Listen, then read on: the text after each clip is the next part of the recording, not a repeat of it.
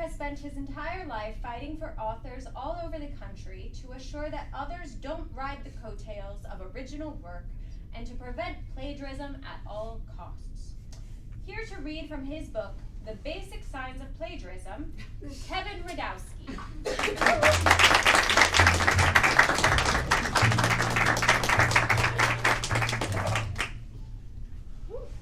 My name is Kevin Redowski. Hello. I've spent my entire life fighting plagiarism. I don't know where it stemmed from exactly, but if I had to take a shot in the dark, it might have been the time my father, an author himself, had his work plagiarized. He wrote Barry Cotter, the Teenage Warlord.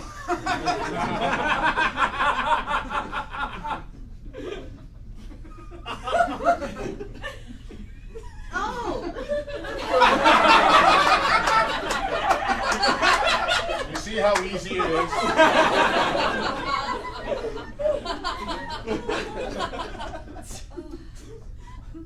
Well, I was the one that found him dead, hanging there.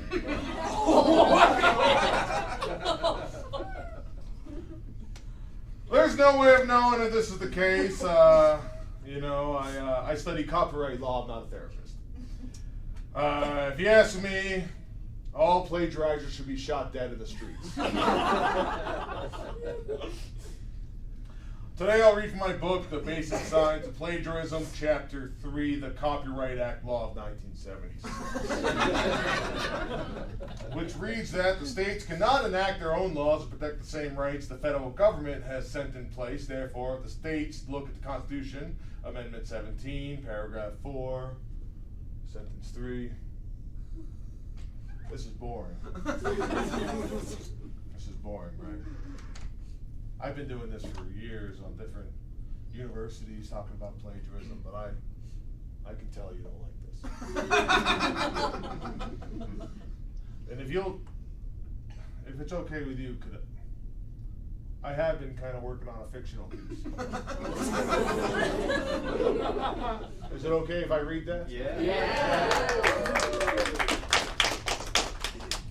Thank you.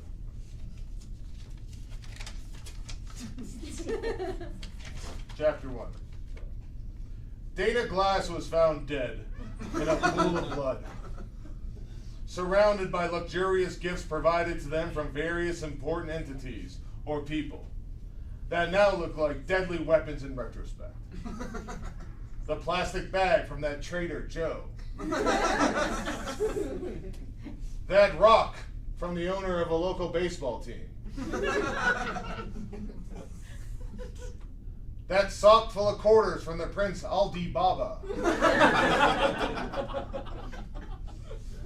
And also there was a huge pile of Coke.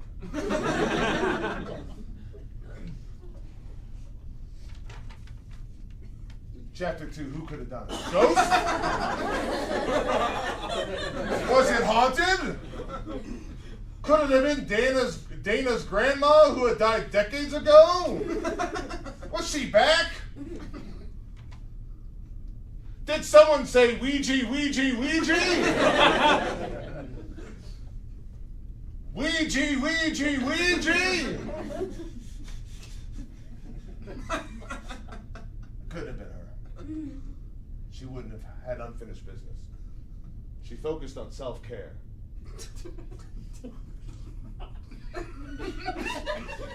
That's a Mac Miller song.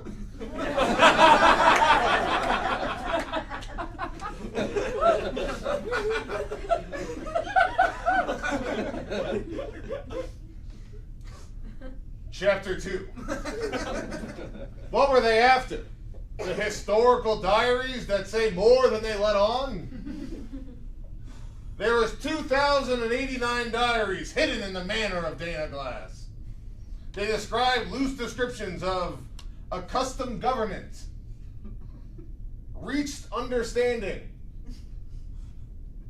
vigorous accord, dung wall.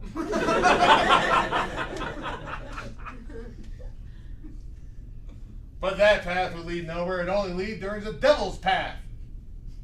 But hey, you win some, you lose some. Win some was the name of the author.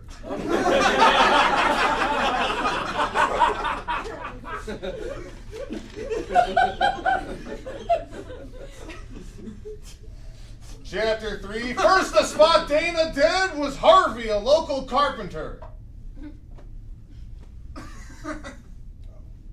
Sorry, I forgot my marshmallow sandwich.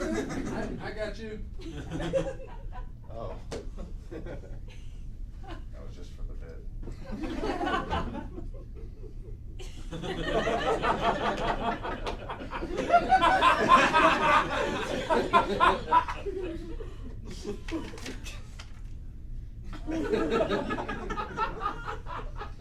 Chapter 5.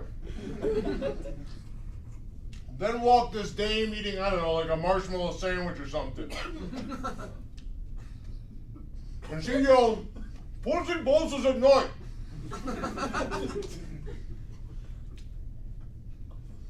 Nipples gave her attention. Freckled head to, I can't say that.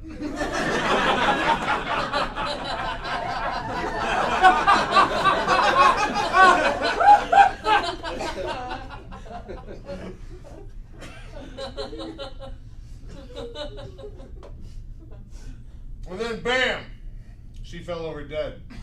And then stood the butler. The butler did it. And the butler proudly said, "Call me Ishmael."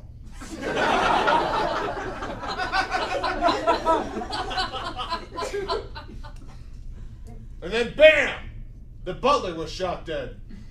And there stood a handsome, tall detective in a mustache. Named Kevin Redowski. And he said, "That's from Moby Dick. And I don't like anyone plagiarizing."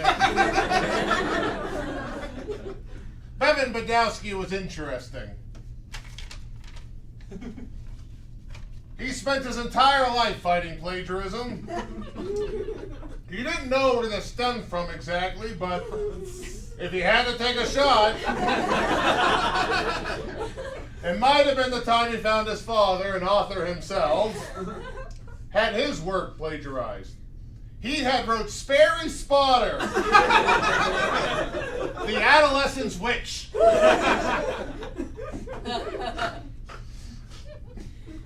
Bevan's the one that found him dead, hanging there. There's no way of knowing if... You're doing plagiarism. Which goes against everything that an evening with the author stands for.